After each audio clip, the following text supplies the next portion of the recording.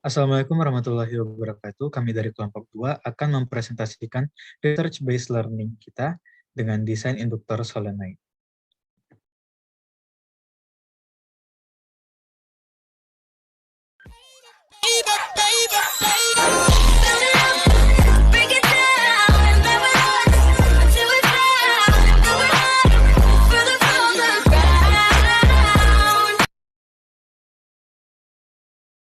Pada percobaan kali ini kita memiliki dua tujuan. Yang pertama membuat induktor atau solenoid dengan spesifikasi nilai induktansi minimal 1 mH dan volume maksimal 10 cm3.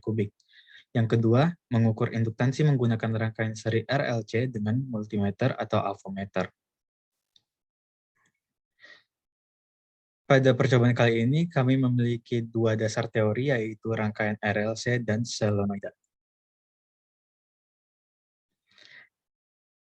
Apa itu rangkaian RLC? Rangkaian RLC itu terdiri dari komponen induktor, kapasitor, dan resistor yang memiliki persamaan IRMS sama dengan VRMS per Z sama dengan VR per R sama dengan VC per XC sama dengan VL per XL. Nah, juga terdapat impedansi yang biasa dinyatakan sebagai Z dengan satuan ohm. Dengan persamaan Z sama dengan akar R kuadrat ditambah XL kurang XC kuadrat. Nah, dengan R merupakan resistor, XL hambatan induktif oleh induktor, dan XC hambatan kapasitif oleh kapasitor. Kemudian terdapat solenoida. Solenoida merupakan suatu lilitan atau kumparan yang jika dialirkan arus listrik akan terdapat medan magnet di sekitarnya. Memiliki persamaan L sama dengan mu0 dikali mu R dikali N kuadrat dikali A per L. Dengan L sama dengan induktansi H, mu0 merupakan permeabilitas ruang hampa, mu R merupakan permeabilitas relatif, N adalah jumlah lilitan, A luas permukaan solenoid, dan L merupakan panjang solenoid. Selanjutnya ada alat dan bahan percobaan yang kami gunakan.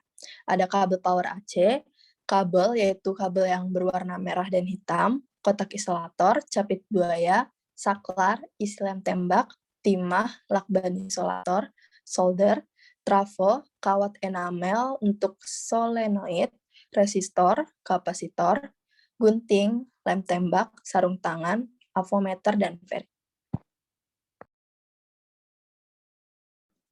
Selanjutnya, saya akan menjelaskan prosedur percobaan dari RBL ini. Yang pertama, kami melakukan pengupasan kabel menggunakan tang potong, di mana setiap isolator kabel kami pisahkan dari serabut tembaganya. Kemudian kami melakukan pengecekan trafo menggunakan ohmmeter, mengukur setiap kumparan primer dan sekunder. Lalu ada dilakukan pengecekan kabel, di mana setiap resistansi kabel yang bersebelahan wajib bersifat OL atau open loop.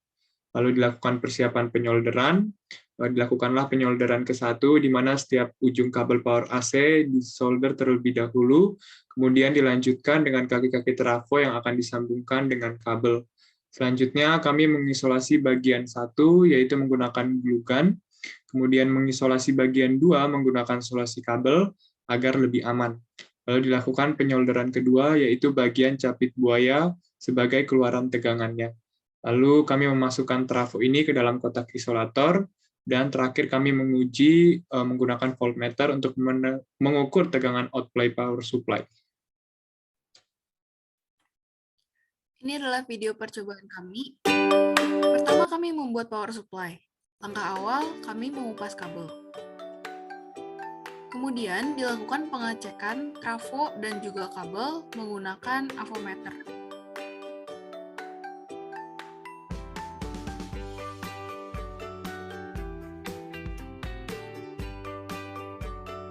Untuk penyolderan, kami solder terlebih dahulu seluruh kabel, ujung-ujung kabelnya, baru bahan-bahan yang lain. Nah, setelah penyolderan, kami hubungkan, kemudian dilakukan isolasi. Lanjut, setelah power supply selesai dibuat, power supply dihubungkan dengan rangkaian RLC dan menghasilkan data sebagai berikut.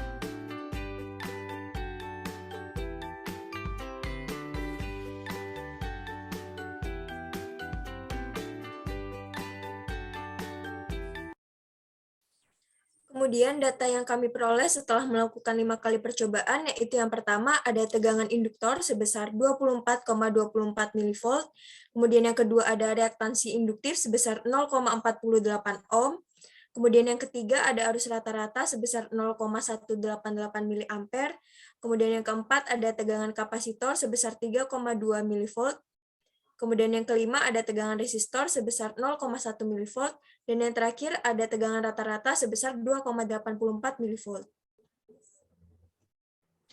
Selanjutnya, kita masuk dalam tahap perhitungan. Dalam percobaan ini terdapat 4 perhitungan.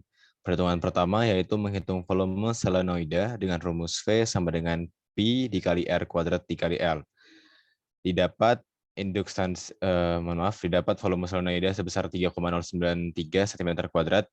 Perhitungan kedua yaitu menghitung induktansi teoritis dengan rumus L sama dengan mu0 dikali mu R dikali N kuadrat dikali A per L. Didapat induktansi teoritis sebesar 1,586 mH.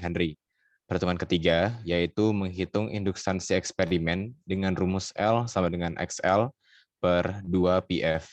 Didapat induktansi eksperimen sebesar 1,528 mH. Berikutnya, perhitungan keempat yaitu menghitung galat dengan rumus galat sama dengan mutlak L teoritis dikurang L eksperimen per L teoritis dikali 100%. Didapat galat dari percobaan ini sebesar 3,675%. Setelah melakukan percobaan dan perhitungan, kita dapat menganalisis bahwa penggunaan ferrit di sini diperuntukkan untuk memudahkan kami dalam melilitkan kawat untuk solenoida tersendiri. Karena permeabilitas ini itu berbanding terbalik dengan N kuadrat, sehingga dengan bertambahnya mu permeabilitas ini, karena dari ferrit sendiri dia mempunyai permeabilitas relatif, sehingga nanti mu-nya pun naik, sehingga jumlah lilitan yang akan dibuat pun lebih sedikit. Lalu, untuk variasi bahan solenoid, tadinya kami akan melakukannya, tetapi setelah menghitung dan setelah melakukan percobaan dengan bantuan multimeter, hasil yang dikeluarkan pun tidak sesuai. Oleh karena itu, kami hanya menggunakan ferrit saja. Lalu untuk variasi data percobaan, di sini kami melakukan beberapa percobaan yang menghasilkan beberapa data yang nantinya akan kami gunakan yaitu sebagai yang rata-ratanya saja, yaitu data rata-ratanya. Hal ini diperuntukkan, bertujuan untuk meminimalisir ketidakakuratan. Selanjutnya yaitu penggunaan persamaan atau formula dari rangkaian RLC. Di sini kami menggunakan persamaan yang lebih mudah untuk menghitung induktansi, yaitu XL sama dengan omega kali L. Hal ini dikarenakan bahwa catu daya atau power supply itu hanya menurunkan arus tegangan dan arus listrik. Hanya menurunkan tegangan dan arus listrik, yang mana frekuensi di sini tidak menurunkan, yaitu tetap 50 Hz sesuai dengan spesifikasi pada listrik PLN, sehingga dapat langsung digunakan dengan rumus tersebut karena omega kan sama dengan 2pi kali F. Lalu untuk galat sendiri, seperti yang sudah dijelaskan oleh Rifa tadi, bahwa terdapat galat sekitar 3,6 sekian. Hal ini dikarenakan pada saat percobaan, hasil data itu tidak konstan atau berubah-ubah. Walaupun kita sudah melakukan variasi data, tetap saja ketidakakuratan pun masih ada gitu.